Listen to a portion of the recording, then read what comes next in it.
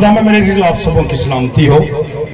खुदावंद की नहायत शुक्रगुजारी करते हैं आज के इस दिन के लिए, इस मौका, इस वक्त के लिए जो खुदावंद ने हम सबों की जिंदगी में बख्शा, और बिलखसूस 14 अगस्त के लिए कि आज हमारे मुल्क पाकिस्तान वतन अजीज का 75वां यौम आज़ादी हम मना रहे हैं।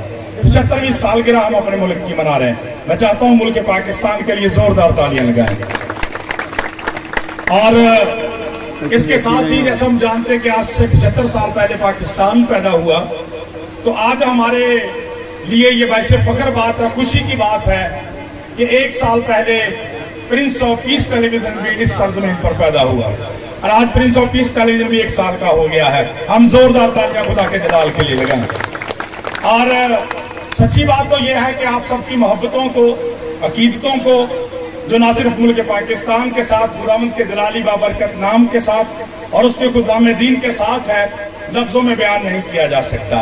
और बिलखसूस अपने मुअज़्ज़ज़ मेहमानों के लिए जिन्होंने अपनी इंतहाई मसरूफियात में से वक्त निकाला, हमारे इस प्रोग्राम को रौनक को जीनत बख्शी, हम खुदावंद के बड़े शुक्रगुजार हैं उनकी सारी खिदमत और मोहब्बतों के लिए, और दिल से दुआ गो है कि खुदावंद और उन्हें अपने जलाल के लिए इस्तेमाल करें। तो चूंकि अशार की बात चल रही है तो फिर अज़मी के लिए खामोश होना थोड़ा मुश्किल हो जाता है। तो इन मुअज़्ज़ज़ मेहमानों की इस मोहब्बत के लिए रंधावा साहब बैठे हैं, खुदा के खुदाम बैठे हैं कि लफ्ज़ां दे विच दस दे मां ये चारे मेरे वस दे नहीं, लफ्ज़ां दे विच दस दे मां ये चारे मेरे वस दे नहीं, इकट्ठे करके साम लवाए कारे मेरे वस दे नहीं। लफ्ज़ां दे विच दस दे मां ये चारे मेरे वस दे नहीं। जेड़ी इज्जत, जेड़ी अजमत, जेड़ी मोहब्बत आज सानू मिली है, इस पंडाल में मिली, इन लोगों में मिली, प्रिंस ऑफ पीस टेलीविजन में मिली, इन दोस्तों के तरफ से कि लफ्ज़ां दे विच दस दे मां ये चारे मेरे वस दे नहीं, इकट्ठे करके साम लवाए कारे मेरे वस दे नहीं। उंज तस्वीर ते खिच देना वा लफ्ज़ां दे विच हर शै दी, अज दी इस महफिल दे शौक नज़ारे मेरे वस दे नहीं। हालेलुया जी, खुदावंद के नाम को इज्जत और जलाल। सो शुक्रिया अदा करते हैं कि खुदावंद आपको अपने जलाल के लिए और इस्तेमाल करेगा। मेरे अज़ीज़ों, बात बहुत बड़ी है, वक्त बहुत कम है। वतन अज़ीज़ पाकिस्तान के लिए हमारे मशाहिर की, शोहदा की, खुदाम दीन की और मसीही मशाहिर की जो खिदमात हैं, उनको चंद अल्फाज में यहाँ पर बयान करना, थोड़े से वक्त में बयान करना बड़ा मुश्किल है। लिहाजा खुलासा करते हुए चलेंगे, समराइज करते हुए चलेंगे इन सारी बड़ी खिदमात को।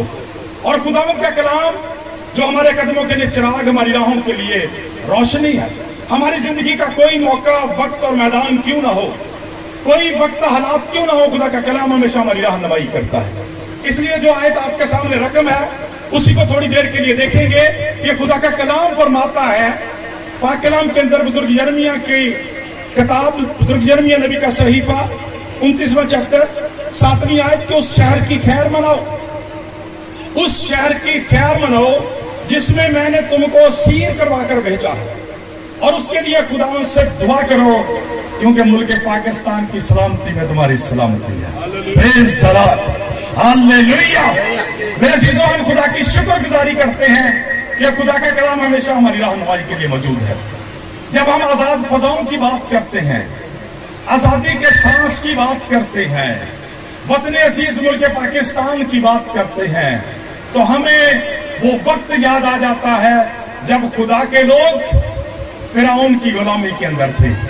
खुदा का पाक कलाम ये बयान करता है, बाइबल मुकद्दस ये बयान करती है कि खुदा चाहता है कि खुदा के लोग आजाद हों। खुदा चाहता है कि वो गुलामी में ना रहें, असीरी में ना रहें।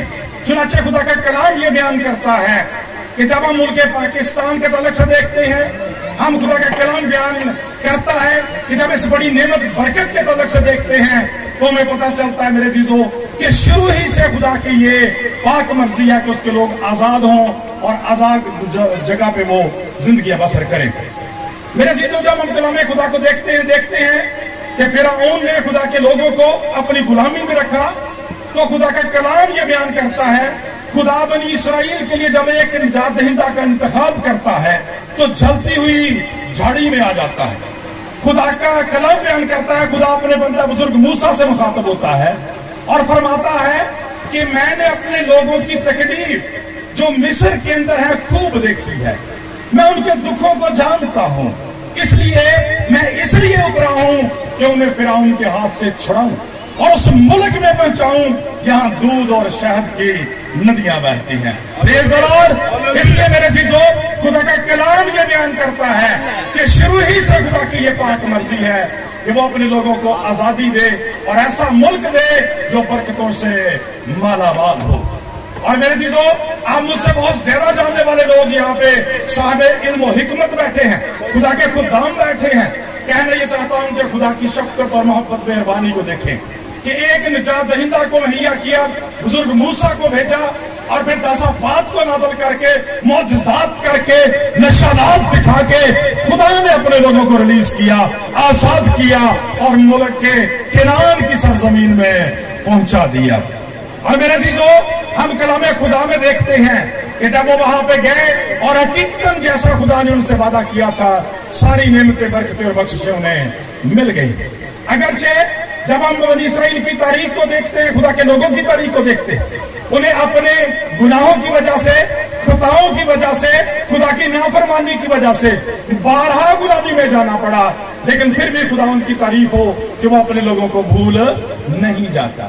خدا کا پاک کلام بیان کرتا ہے, جب ہم اس ریفرنس کو دیکھتے ہیں تو یہاں پر بھی ہمیں پتا چلتا ہے کہ اگرچہ خدا کے لوگ اس وقت بابل کی اسیری میں ہیں, خدا کا کلام بیان کرتا ہے کہ اس شہر کی خیر بناؤ جس میں میں نے تم کو اسیر کروا کر بھیجا ہے.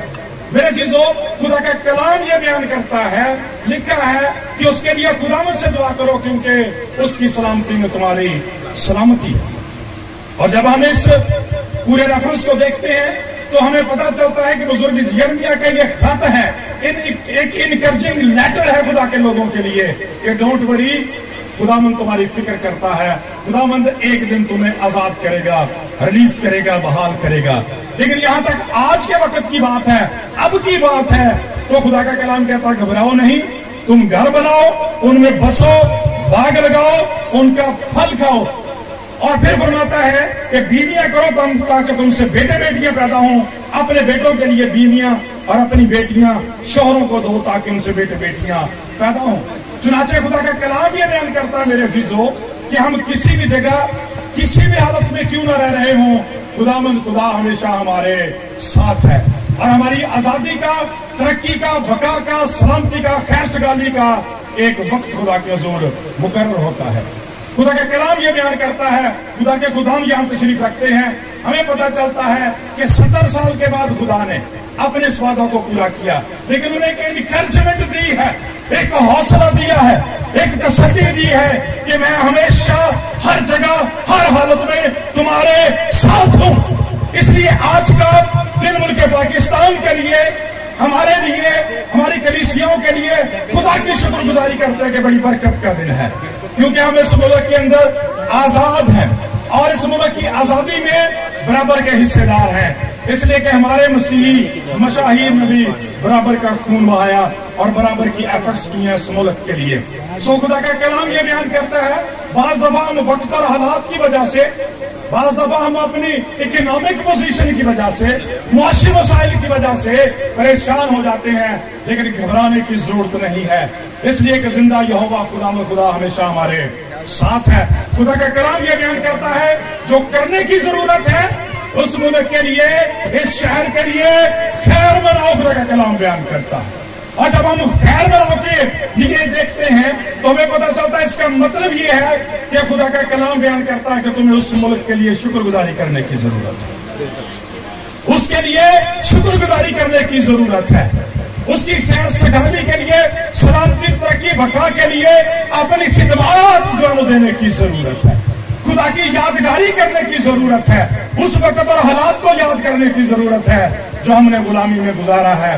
خدا کی شکر گزاری کرتے ہیں کہ آج سے 75 سال پہلے خداوند نے ہمیں یہ آزاد ملک دیا ہے. اور کتنی خوبصورت بات ہے کہ علامتی سطح پہ جب ہم اپنے ملک کا نام دیکھتے ہیں, اس کا مطلب ہے پاکستان, اور پاکستان کا مطلب ہے پاک لوگوں کے رہنے کی جگہ. تو کرسچنز کے لیے یہ لفظ جو ہے وہ زومانی ہو جاتا ہے، اس لیے کہ جو لوگ یسوع مسیح کے وسیلہ سے اس کی راست بازی خون کے وسیلہ سے پاک کر دیے گئے ہیں، ان کے لیے ایسی جگہ ہی ہونی چاہیے تھی. زوردار تالیاں خدا کے جلال کے لیے. لہذا یہ خداوند کی پاک مرضی ہے میرے عزیزو کہ اپنے لوگوں کو اپنی گواہی کے لیے، اپنے جلال کے لیے اس ملک میں رکھا ہے. خداوند فرماتا اس کی خیر سگالی کے لیے، اس کی ترقی کے لیے، اس کی بحالی کے لیے، برکت کے لیے ہمیں اپنے آپ کو پیش کرنے کی ضرورت ہے. اور دوسری بات خدا کا کلام بیان کرتا ہے کہ اس ملک کے لیے، شہروں کے لیے خداوند سے دعا کرے. اور ہم خدا کی شکر گزاری کرتے ہیں. ہمارے زندہ یہوہ خدا کا یہ بہت بڑا وصف ہے کہ وہ ہماری دعاؤں کو سننے والا اور ان کا جواب دینے والا نہایت اچھا خدا ہے. پریز دی لارڈ. خدا کا کلام یہ بیان کرتا ہے کہ ملک کے لیے خداوند سے دعا کرو. اور آج خدا کی شکر گزاری کرتے ہیں کہ ہمارے جتنے بھی ٹیلی ویژن چینلز ہیں، پرنس آف پیس نیوز میں شامل ہے، سارے کے سارے چینلز صبح دوپہر شام بلکہ 24 گھنٹے ملک پاکستان کی سربلندی کے لیے دعائیں کرتے رہتے ہیں. آج ہمیں جس بات کو دیکھنے کی ضرورت ہے وہ یہ ہے کہ ہمیں نمبر 1 خدا کے جلال کے لیے، پاک کلام کے اندر لکھا تمہاری روشنی آدمیوں کے سامنے چمکے تاکہ وہ تمہارے نیک کاموں کو دیکھ کر، تمہاری خدمات کو دیکھ کر، تمہاری قابلیت کو دیکھ کر، تمہاری سروسز کو دیکھ کر خدا کا کلام بیان کرتا ہے خداوند کے نام کو عزت اور جلال دیں، خداوند کے نام کی گواہی ہو. اور دوسری بات خدا کا پاک کلام بیان کرتا ہے کہ دعا کرنے کی ضرورت ہے، اس لیے کہ دعا کے بغیر کوئی کامیابی یا کامرانی ممکن نہیں ہے. خدا کا کلام یہ بیان کرتا ہے، اس لیے ضرورت اس بات کی ہے کہ ہم اپنے ملک پاکستان کی سب کے دل سے خدمت بھی کریں. یہ کلام فرماتا ہے جو کرو جی سے کرو اور یہ جان کر کرو کہ خداوند کے لیے کرتے نہ کہ آدمیوں کے لیے، اس کے بدلے میں تمہیں آسمان پر میراث ملتی ہے. دعا کرنے کی ضرورت ہے. دعا جو ہے وہ مسیحی زندگی اور ایک ایماندار کی فتح مند زندگی گزارنے کا بڑا زبردست راز ہے. خدا کا پاک کلام بیان کرتا ہے کہ دعا کے بغیر جو ہے وہ ترقی، کامرانی اور ساری منزلوں کا حصول ناممکن ہے. اور لاسٹ پہ خدا کا کلام بیان کرتے یہ کہتا ہے کہ اس کی وجہ کیا ہے. ظاہری سی بات ہے کہ اگر کچھ لوگ جو ہیں وہ جہاز میں سفر کر رہے ہیں، پانی کے اندر وہ جہاز تیرتا ہے، فضا کے اندر سفر کرتا ہے، اگر وہ جہاز سلامت ہے تو وہ اپنی منزل مقصود پر پہنچے. اگر ایک گھر سلامت ہے تو وہ خاندان ترقی کر سکتا ہے، معاشرہ سلامت ہے معاشرہ ترقی کرے گا، قوم سلامت ہے تو قوم ترقی کر سکتی ہے، اسی طرح سے ملک سلامت ہے تو پھر قومیں ترقی کر سکتی ہیں. اگر ہمارا ملک سلامت ہے تو میرے عزیزو ہم بھی سلامت ہیں. اور خدا کا کلام یہ بیان کرتا ہے یہی ہماری ترقی کا راز ہے. آخری بات جو کہنا چاہتا ہوں، خدا کی شکر گزاری کرتے ہیں ملک پاکستان کے لیے.